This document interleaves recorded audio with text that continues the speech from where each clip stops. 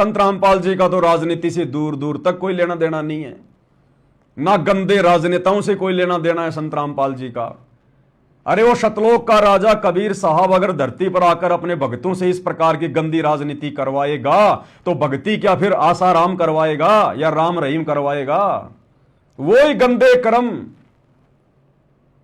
जो राम रहीम किया करता था, आसाराम किया करता था राजनेताओं की सह लेकर, वो ही गंदे कर्म आज सतगुरु रामपाल जी का नाम लेकर उनके नाम की आड़ में, उनके नाम के ऊपर कीचड़ उछालते हुए उनके कलयुगी काल प्रेरित बेटा बेटी भाई बंधु रिश्तेदारों ने शुरू कर दिए। अरे क्या अंतर रह गया फिर? आम समाज क्या सोचेगा? तुम लोगों ने थू थू करवा दी सतगुरु रामपाल जी की, थू थू। इसलिए भाई और बहनों, इन लोगों का ये पाखंड, ये झूठ, ये आडंबर भगत समाज के साथ साथ आम समाज में लाना अति आवश्यक है। देखो, हम भगत अवश्य हैं, लेकिन भगत का मतलब यह नहीं कि हम लोग 16वीं सदी के भगतों की तरह जैसा पंडितों ने, ब्राह्मणों ने, धर्मगुरुओं ने कह दिया हम वही करने लग जाएंगे। नहीं, हम 21वीं सदी के भगत हैं, सतगुरु रामपाल जी के भगत हैं, पूर्ण ब्रह्म परमात्मा के भगत हैं।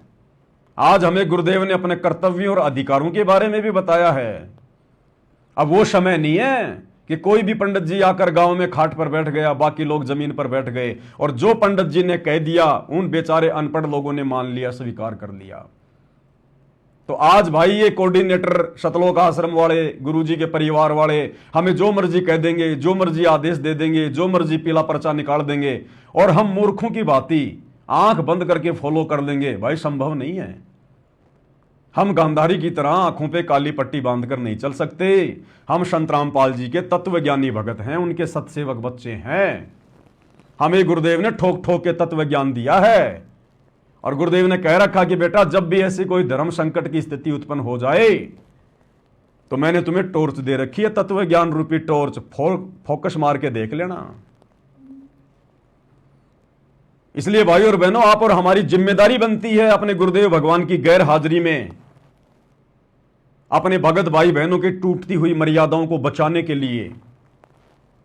हमारा काम केवल इतना ही नहीं है कि गुरुजी ने जो भक्ति दे दी बस अपनी भक्ति में लगे रहें और अपना पेट भरने के लिए काम धंधा करते रहें, बाकी जाओ बाढ़ में, संघर्ष अकेला गुरु करता रहेगा। नहीं, गुरु ने हमें सत्संग रूपी खीर खिला खिला के युवा बना दिया, जवान बना दिया। किस लिए बनाया?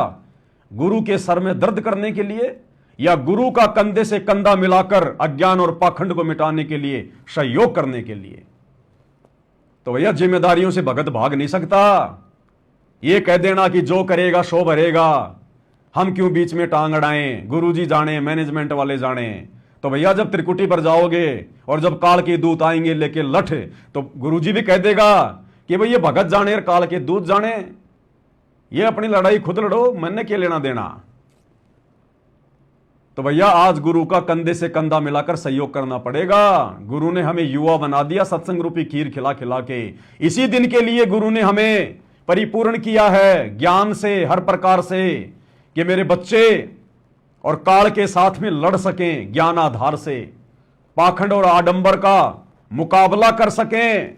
तब गुरु प्रसन्न होगा।